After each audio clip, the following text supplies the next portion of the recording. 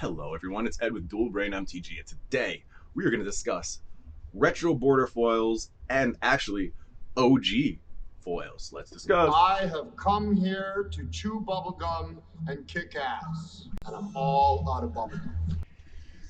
Okay, so we are discussing OG foils and retro frame modern foils. OG foils, okay, let's talk about the retro frame modern ones. These started happening in Modern Horizons 2 around then, maybe a little before Time Spiral Remastered.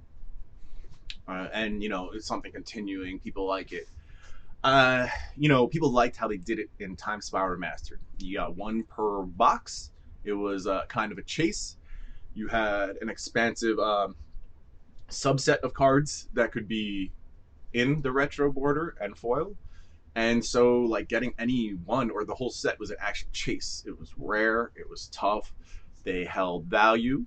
They're nice looking. It was pretty cool. I liked it when it came out. However, now at this point, we're seeing in Dominaria Remastered, they're reprinting certain cards that just got that treatment again, like Urza, High Lord, Artificer, and Yawgmoth, Thran, Physician. These two cards, they came out in Modern Horizons 1.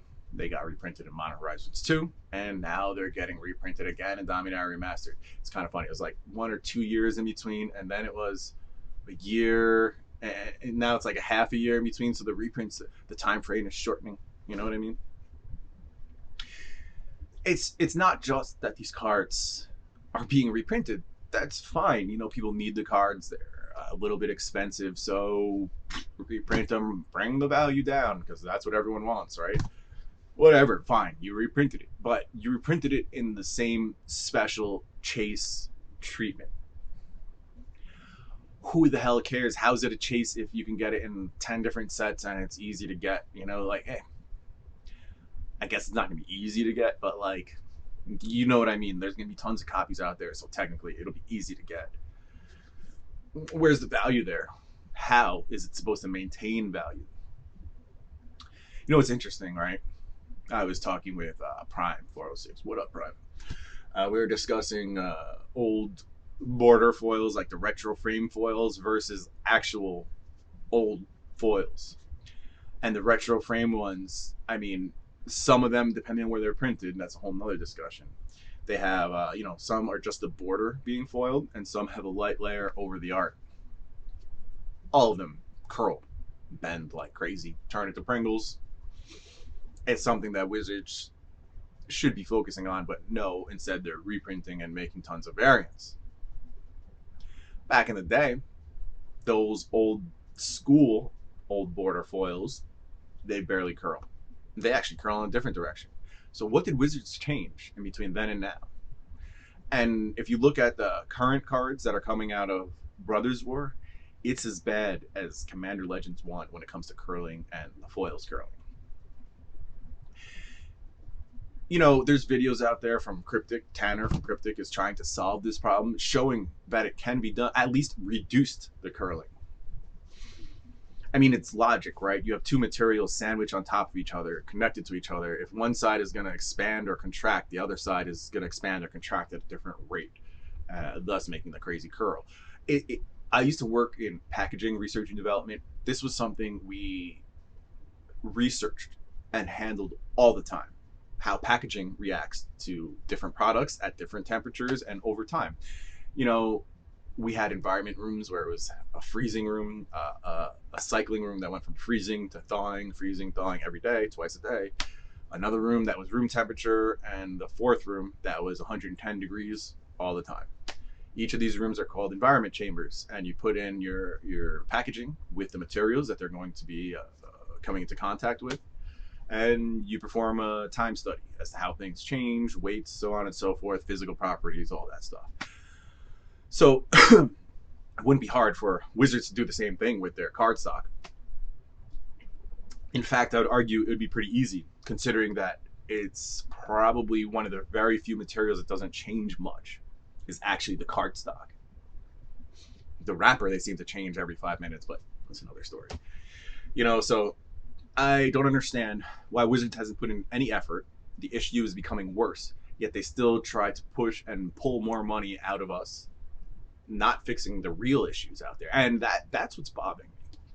There's a lot of real issues that Wizards is choosing to ignore in lieu of extracting money and from the same people that are buying everything else. It's like, why don't you fix what you're selling first? Because, you know, am I supposed to open a box and open a bunch of Pringles and expect them to sell for near mint value, or expect them not to be marked in a tournament? And players, I have said too much, and players, they want all these cheap cards, but to have cards that you can't really play because they're kind of marked, what's the point? What's the point of cheap cards that you can't play, right? Yeah, this is a combination of issues. Wizards reprint bullshit where they assume that things aren't going down, which is so weird. Supply and demand, right? Um, the foil issues, the curling, and the everything is special, so it isn't special. So there's a three issues that I have with this stuff, and and the thing is, I liked it. I loved how they originally pulled it and Time Spy Remastered. I was into it. I was a fan.